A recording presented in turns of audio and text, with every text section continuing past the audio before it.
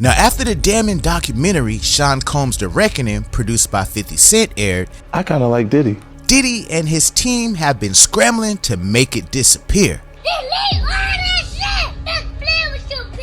The documentary itself unearthed a lot of truth about the monster Diddy in all his snake-like ways. Now, many people wondered how 50 got the secret footage Diddy didn't want released, and his former security guard Roger Bonds revealed exactly how.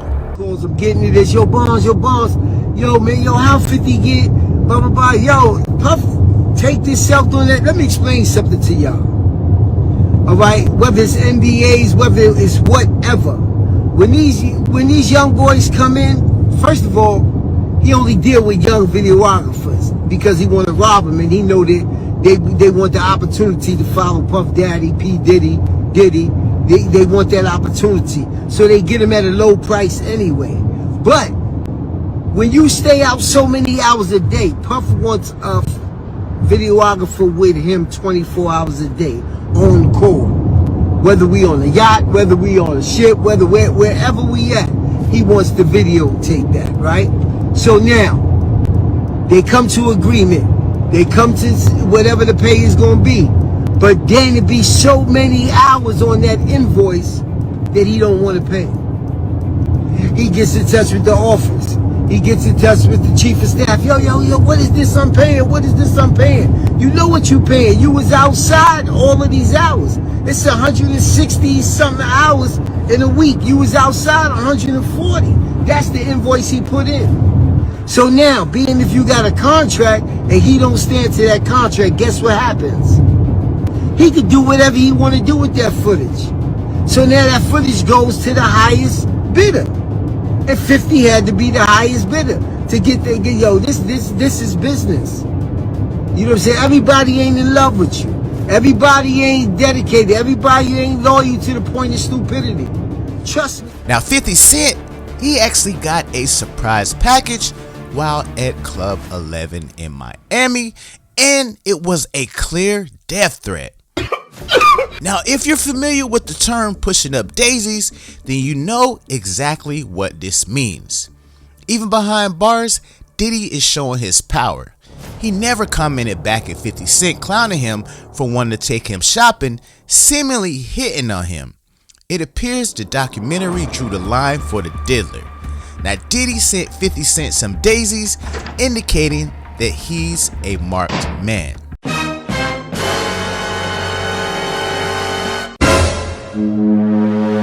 Now, 50 Cent commented saying, "What kind of ish is this? Diddy sent flowers to me at Club 11, LOL. Why all the foreplay? Get busy. You know I'm stupid." Then 50 Cent said, "A warning, I'm 90s grimy. You don't warn me, LOL." Now, Diddy is no stranger to unaliving people. Now let's talk about the bodies that he's hidden and he's responsible for.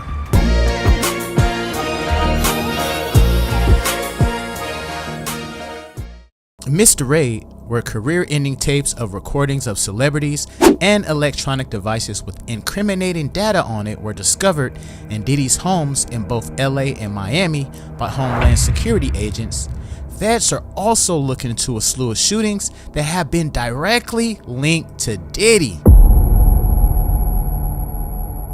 Now, the crazy thing is a lot of those were swept under the rug, but just a simple Google search will verify all of my claims of his crimes. Now, these are the Diddy shootings. Now, make sure you like, comment, subscribe, and watch this whole entire video so that you don't miss nothing. Now, Diddy has a bunch of bodies under his belt and a few survivors. Now, let's talk about first the most recent shooting that occurred in a Los Angeles recording studio involving his son Justin, the devil's offspring. Now, the music producer Lil Rod, who was suing Diddy, is doubling down on some daunting allegations that Diddy and his son were involved in a shooting at a Los Angeles recording studio back in 2022, as well as, of course, the allegations of harassment that's been all over the internet. Now, Diddy was sued on February 26 by Rodney Little Rod Jones, a producer on his most recent album, who alleged Combs sexually harassed, drugged, and threatened him while he traveled and lived with Combs from September 2022 to November 2023. In the initial complaint filed in U.S. District Court for the Southern District of New York, Little Rod also detailed a shooting at a writers and producers camp at Chalice Recording Studio in Los Angeles on September the 12th, 2022. In addition to that, he also alleges that Diddy's son, Justin, and Justin's friend, identified in the court documents as G, was also there. Now, the lawsuit alleges that Combs is part of a RICO enterprise and that he and others are involved in an ex-trafficking venture. Now, RICO enterprise is one in which people or groups act together to violate the Racketeer Influence and Corrupt Organizations Act, which is meant to target organized crime. Now, the complaint is the latest legal trouble for Diddy, who has been hit with a number of recent lawsuits, including multiple allegations of assault. Now, the complaint filed by Little Rod accounts that he heard multiple gunshots after a heated conversation in a nearby bathroom at the recording studio. When the bathroom door opened, Diddy and his son walked out and Little Rod found G lying on the restroom floor in a fetal position, holding his stomach and bleeding out his leg-hip area, the lawsuit said. Little Rod said he helped the victim up and took him to the front of the studio where an ambulance was waiting out front for him. So far, the Los Angeles Fire Department has not responded to multiple requests for more information regarding the shooting. Now get this, Little Rod also alleges in the suit that Diddy instructed him to lie to the police and tell them that Diddy or his son had nothing to do with the shooting and that it had occurred while G was outside the studio by a drive-by assailant. Now, Little Rod is standing by his accounts and maintained that G was not shot outside Chalice, but actually inside the bathroom. Now, Chalice Recording Studio is also staying mute on the shooting, as they were possibly potentially paid off by Diddy, and they are not cooperating with releasing any surveillance tapes. Now, reportedly, the studio was contacted by NBC News and they issued a questionable comment. Chalice Recording Studio is alleged to have sent an unnamed person stating the shooting occurred a half a block away from Chalice and it was the result of a robbery. They also said there are police reports corroborating this, and to please wait for facts to come out before you start contributing to the defamation of our organization. Now, Chalice also said when LAPD arrived on the scene, it was immediately determined conclusively that the shooting took place some distance from the studio. Now, more information in the complaint also states, citing a media report that claimed G went to the studio after he was shot. But Little Rod's original suit indicates police were inside Chalice and witnessed the blood in the bathroom, but still went along with the bogus claim that the shooting took place outside of the studio. Now, that definitely sounds corrupt. Now, included in the original filing are screenshots reportedly showing the aftermath of the restroom where G was shot by either Diddy or Justin Combs. Now, Little Rod also claims that he has the clothing he wore the day of the shooting, which he says could have the potential DNA of the shooting victim. Now, the filing says Diddy and his son Justin were not at the studio when the police had arrived, and it alleges that Diddy and his son hid out and laid low in another studio while police investigated, and that they were the first ones to leave after the officers departed. Representatives for Justin Combs on February 27th, of course, denied the allegations filed in the complaint, which they call absurd and lies, and said there will be legal consequences for all defamatory statements made about the Combs family. Now, that's just like a lawyer to call everything their client did as lies. Now, let's travel back to 1999 when Diddy shot a woman in a nightclub. On December 27, 1999, Sean Puffy Combs and then girlfriend Jennifer Lopez had been celebrating a soon-to-be released album by Shine, aka Jamal Borough, the rap mogul's 21-year-old protege, at Midtown's Club, New York. They were leaving when Combs, carrying a bottle of champagne, accidentally jostled one of the club patrons, knocking a drink out of his hand. The man, Matthew Allen, a street dude known as Scar, responded with a shove. things escalated. One of Allen's companions allegedly threw a stack of money in Combs' face and shots were fired, leaving 3 people injured. Combs and Lopez were arrested, fleeing the scene in a Lincoln Navigator with a gun in the trunk. J-Lo was quickly absolved, and although witnesses said they'd seen Combs with the weapon and his driver testified that his boss had bribed him to claim ownership, his legal team, including Johnny Cochran, created enough doubt that Combs was acquitted too.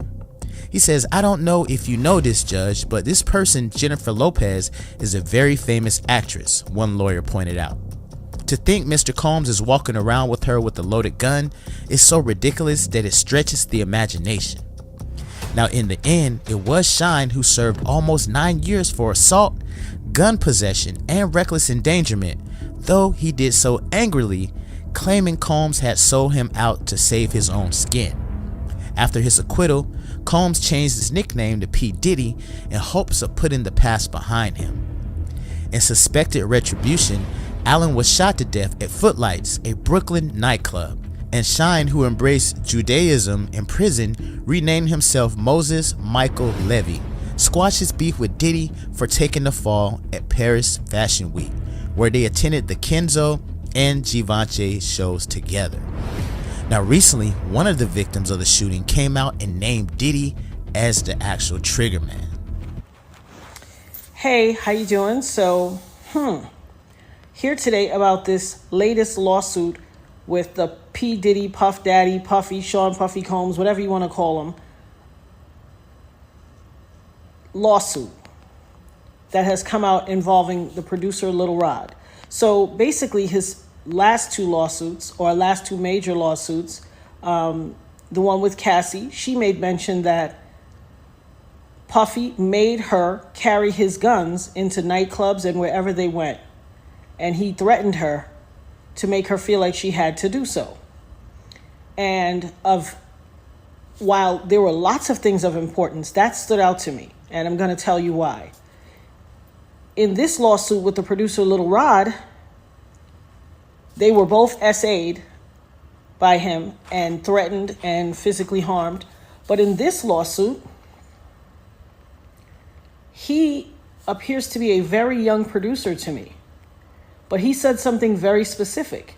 As a means of threatening him, Puffy said, "That's why I shot up the club in New York back in 1999 and let Shine take the fall for it."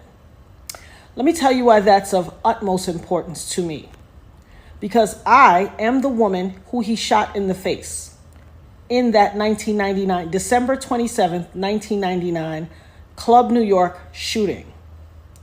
I have told everyone ad nauseum since then, even the surgeon who did the surgery to take the bullet. I got shot in my face with a 9mm hollow point bullet called a cop killer.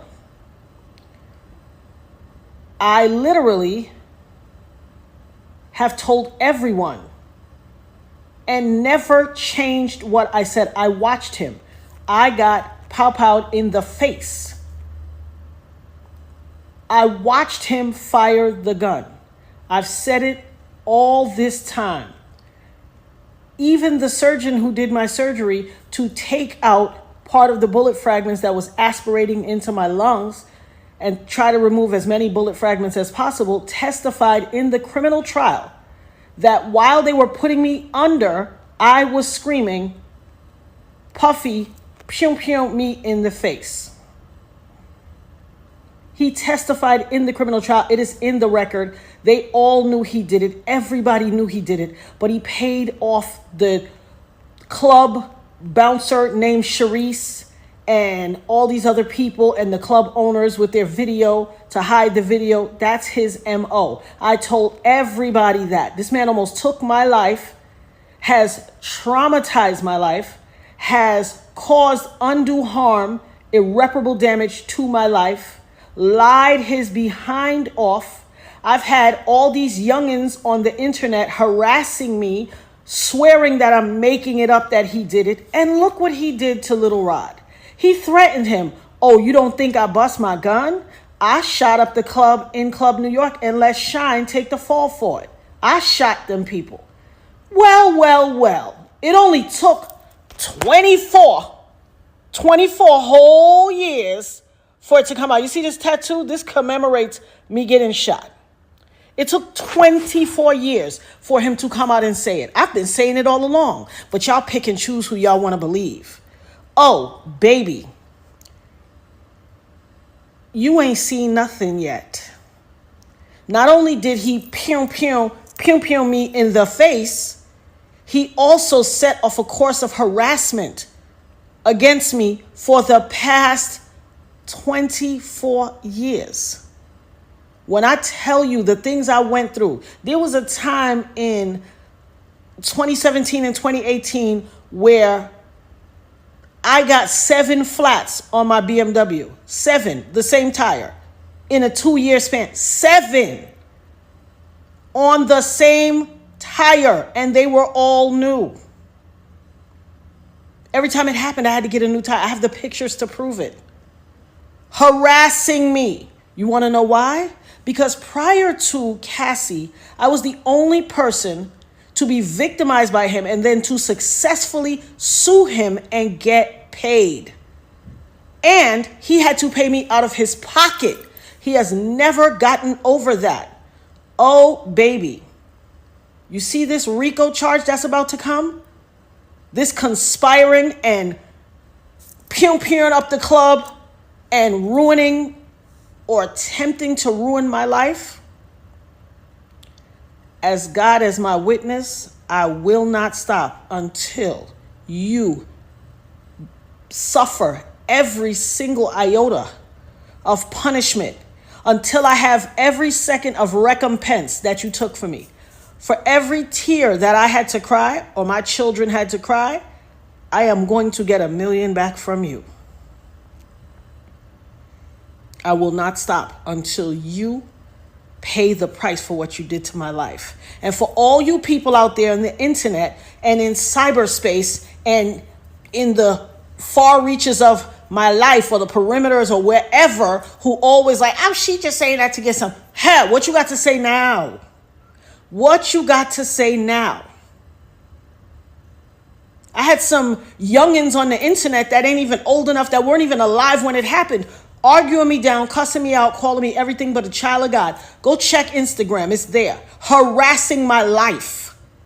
Harassing me. Oh, you lying. He ain't do that to you. You just want clout. You just chasing clout. What is that to chase clout about? How is that clout chase worthy? It doesn't even make sense. Well, I guess it would make sense in this new generation. But you better believe I will have my say. I will have my say. Hashtag having my say. Hashtag the dopest nerd ever. Hashtag Ebb Talks. Y'all ain't seen or heard nothing yet. Now, it definitely seems like Diddy is capable of putting that hit out on 50.